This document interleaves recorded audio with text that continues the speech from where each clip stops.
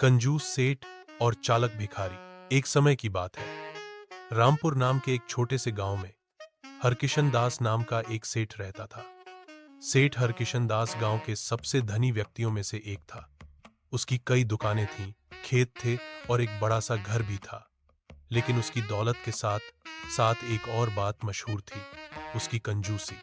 सेठ हरकिशन दास इतना कंजूस था कि पैसे कमाने और उसे बटोरने के सिवा उसे और कुछ सूझता ही नहीं था। वह सुबह से शाम तक बस यही हिसाब लगाता रहता था कि कैसे एक एक पाई बचाई जाए। कर्मचारियों को कम वेतन देता, ग्राहकों से एक एक पैसे के लिए झगड़ता और तो और खुद भी बासी खाना खाता और फटे पुराने कपड़े पहनता था। मंदिर में दान पुण्य तो दूर की बात, अगर कोई भिखारी उसके दरवाजे पर आ जाए तो वह उसे फटकार कर भगा देता था। गांव में कोई भूखा हो, बीमार हो, किसी को मदद की जरूरत हो, सेठ हरकिशन दास कभी किसी के काम नहीं आता था। लोग उससे दूर ही रहना पसंद करते थे, क्योंकि उन्हें पता था कि उसके पास दया नाम की कोई चीज नहीं थी। उसकी तिजोरी में धन था, लेकिन उसके मन में खालीपन था। एक दिन गांव में भोला नाम का एक भिखारी आया। भोला दिखने में साधारण था, लेकिन उसकी आंखों में एक अजीब सी चमक थी और उसके मन में दूसरों को समझने की गहरी सूझबूझ थी। उसने गांव में कुछ दिन बिताए और जल्दी ही सेठ हरकिशन दास की कंजूसी के किस्से सुन लिए।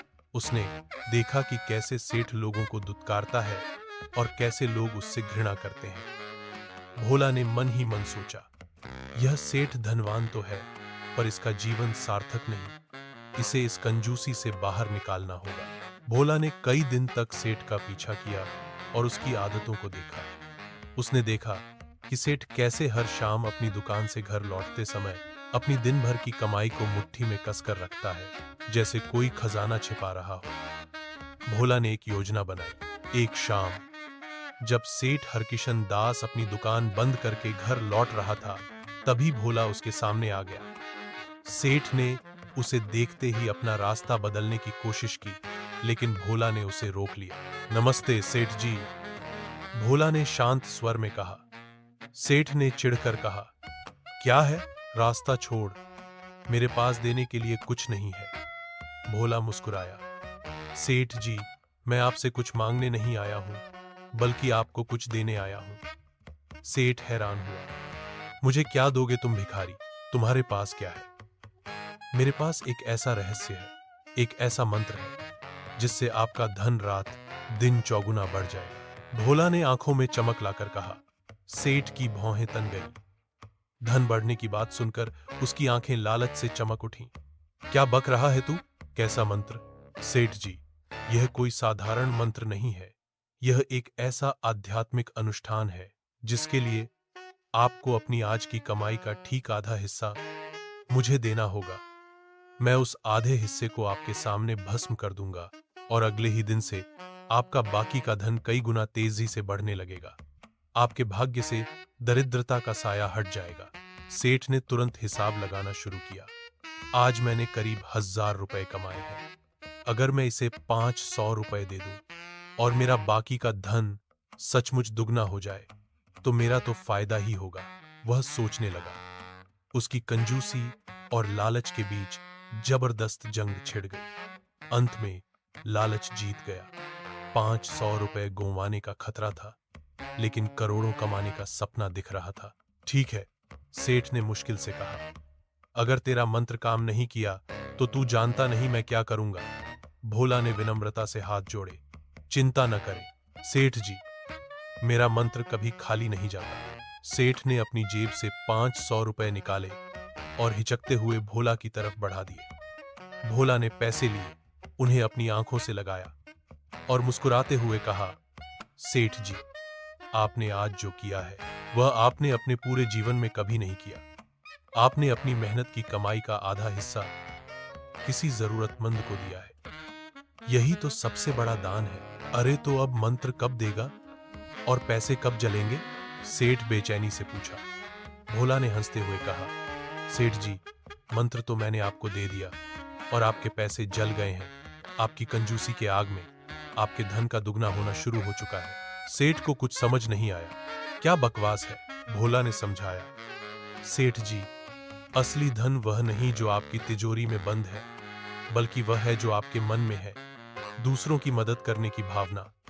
आपने कभी किसी को एक नया पैसा नहीं दिया, लेकिन आज आपने अपनी मेहनत का आधा हिस्सा मुझे दे दिया। इस दान से आपके मन में परोपकार की भावना जागृत हुई है। यही आपके धन का दुगना होना है। अगर आप अपने धन का उपयोग केवल अपने लिए करेंगे तो वह कभी नहीं बढ़ेगा, लेकिन जब आप उसे दूसरों के साथ बांटेंगे तो वह सिर्फ पैसे के रूप में ही नहीं, बल्कि सम्मान, प्रेम और शांति के रूप में दुगना हो जाएगा। आपने आज जो आधा धन मुझे दिया है, उससे मैं अपना पेट भरूंगा और किसी और भूखे को भी खिलाऊंगा। इस तरह आपका धन दूसरों के काम आकर बढ़ गया और आपको पुण्य भी मिला। यही असली धन वृद्धि है, सेठ जी। सेठ हरकिशन दास भोला को देखता रहा। पहले उसे गुस्सा आया कि उसे ठग लिया गया है, लेकिन फिर भोला के शब्दों का अर्थ उसे समझ में आने लगा। उसके जीवन में पहली बार किसी ने उसे इस तरह से जवाब दिया था। उसे एहसास हुआ कि उसने जिंदगी भर सिर्फ पैसे इकट्ठे किए, लेकिन कभी खुशी नहीं खरीदी। उसने कभी किसी का प्यार या सम्मान नहीं कमाया। उस दिन के बाद सेठ हरकिशन दास एक बदला हुआ इंसान बन गया। वह अभी भी कमाता था, लेकिन अब वह पैसे बचाने के साथ साथ दूसरों की मदद करना भी सीख गया था। उसने गांव के गरीब बच्चों के लिए एक पाठशाला खुलवाई, बीमारों के लिए दवाइयां भेजी और जरूरतमंदों को खुले दिल से दान देने लगा। लोग यह देखकर हैरान थे कि कंजूस सेठ कैसे बदल गया। गांव में उसकी इज्जत बढ़ने लगी। लोग उसे देखकर मुस्कुराते और दुआएं देते। सेठ को यह देखकर एक अलग ही खुशी महसूस होती थी, जो उसने अपनी तिजोरी के धन से कभी महसूस नहीं की थी। भोला उस दिन के बाद फिर कभी नहीं दिखा। वह अपना काम पूरा करके कहीं और चला गया था, लेकिन उसने सेठ हरकिशन दास को एक अमूल्य जीवन पाठ सिखा दिया था। सेठ ने समझ लिया था कि असली धन सिर्फ पैसा नहीं होता, बल्कि दूसरों के लिए किया गया परोपकार, सम्मान और मन की शांति होती है। उसकी खाली पड़ी आत्मा अब लोगों के प्यार और दुआओं से भर चुकी थी, और यही उसकी सबसे बड़ी दौलत थी। सीख। यह कहानी हमें सिखाती है कि सच्चा धन केवल धन दौलत में नहीं होता, बल्कि दूसरों की मदद करने, सहानुभूति रखने और खुशियां फैलाने में होता है। जो धन दूसरों के काम आता है, वही वास्तव में बढ़ता है और हमें आंतरिक शांति और सम्मान दिलाता है।